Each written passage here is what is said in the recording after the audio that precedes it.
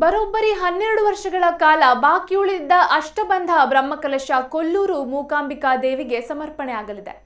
5-6 ತಿಂಗಳಿಂದ ನಡೆಯುತ್ತಿದ್ದ ಜಟಾಪಟಿಗೆ ತಾತ್ಕಾಲಿಕ ವಿರಾಮ ಕಾಣಿಸುತ್ತಿದೆ. ಚುನಾವಣಾ ನೀತಿ ಸಂಹಿತೆ ಅಡ್ಡ ಬರುತ್ತಿದ್ದು ಜನಪ್ರತಿನಿಧಿಗಳಿಲ್ಲದೆ ನಾಡದೇವಿಗೆ ಧಾರ್ಮಿಕ ವಿಧಿವಿಧಾನ ನಡೆಯಲಿದೆ. ಕೊಲ್ಲೂರು ಮೂಕಾಂಬಿಕಾ ದೇವಸ್ಥಾನ ದಕ್ಷಿಣ ಭಾರತದಲ್ಲಿ ಪ್ರಸಿದ್ಧಿ ಪಡೆದ ಶಕ್ತಿಪೀಠ.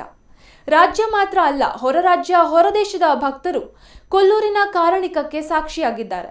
ರಾಜ್ಯದ 2ನೇ ಅತಿ ಹೆಚ್ಚು ವರಮಾನದ ದೇವಸ್ಥಾನದಲ್ಲಿ ಕಳೆದ 12 ವರ್ಷಗಳಿಂದ ಧಾರ್ಮಿಕ ಸಂಪ್ರದಾಯ ಒಂದು ನಿಂತು ಬಿಟ್ಟಿತ್ತು. 2007 ಇಸುವಿ ನಂತರ ಕ್ಷೇತ್ರದಲ್ಲಿ ಅಷ್ಟಬಂಧ ಬ್ರಹ್ಮಕಲಶೋತ್ಸವ ನಡೆದೇ ಇಲ್ಲ ಎಂಬುದು ಅಚ್ಚರಿಯ ಸಂಗತಿಯೇ ಸರಿ. ಇದರಿಂದ ಕಂಟಕಗಳು ಇವೆ ಎಂಬ ಅರಿವಿದ್ದರೂ ಅರ್ಚಕ ಬಂದ ಜನಪ್ರತಿನಿಧಿಗಳು ದೇವಸ್ಥಾನದ ವ್ಯವಸ್ಥಾಪನಾ ಸಮಿತಿಯ ಜಟಾಪಟಿಯಿಂದ ಬಾಕಿಯಾಗಿತ್ತು. ಏಪ್ರಿಲ್ ತಿಂಗಳಲ್ಲಿ ಕಾರ್ಯಕ್ರಮಕ್ಕೆ ದಿನಾಂಕ ನಿಗದಿಯಾಗಿದೆ.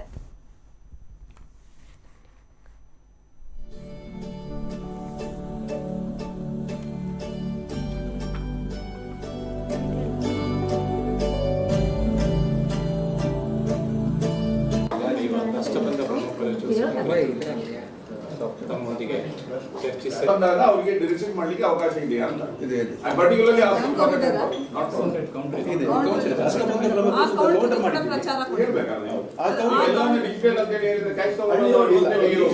ಅಷ್ಟಬಂಧ ಬ್ರಹ್ಮಕಲಶದ ಕೌಂಟರ್ ಕೂಡ ಇದೆ ದೇವಸ್ಥಾನದಲ್ಲಿ. ನೀವಾದ್ರೆ ದೇವಸ್ಥಾನಕ್ಕೆ ಬಂದಾಗ ನಗದನ್ನ ಕೊಟ್ಟು ರಿಸೀದಿ ಅಂತ ರಿಸೀದಿನ ತಗೋಬಹುದು.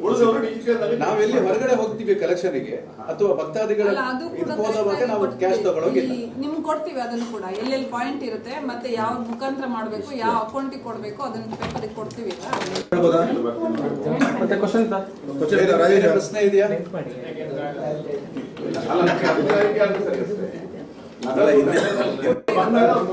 ದೇವಾಲಯದ ಕೌಂಟರ್ನಲ್ಲಿ ಮಾಡ್ತಾರೆ.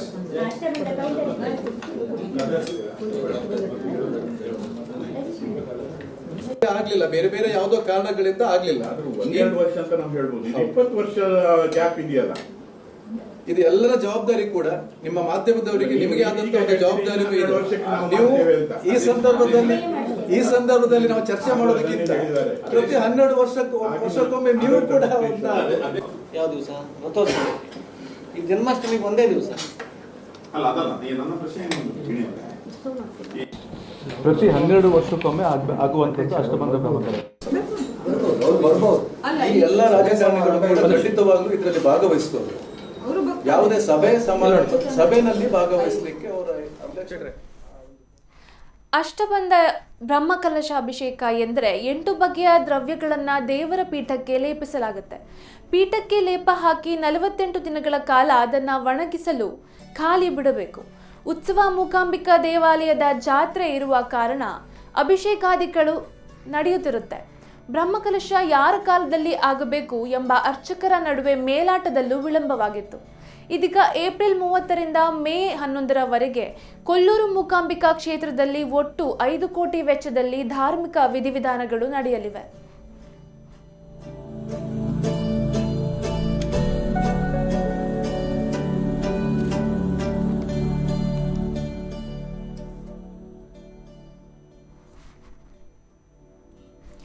ಚುನಾವಣಾ ನೀತಿ ಸಂಹಿತೆ ಜಾರಿಯಾಗಲಿರುವುದರಿಂದ ರಾಜಕಾರಣಿಗಳ ಅಬ್ಬರ ಇಲ್ಲದೆ ಶಾಸ್ತ್ರೋತ್ಸವವಾಗಿ ಮೂಕಾಂಬಿಕಾ ದೇವಸ್ಥಾನದ ಬ್ರಹ್ಮಕಲಶ ನಡೆಯಬಹುದು.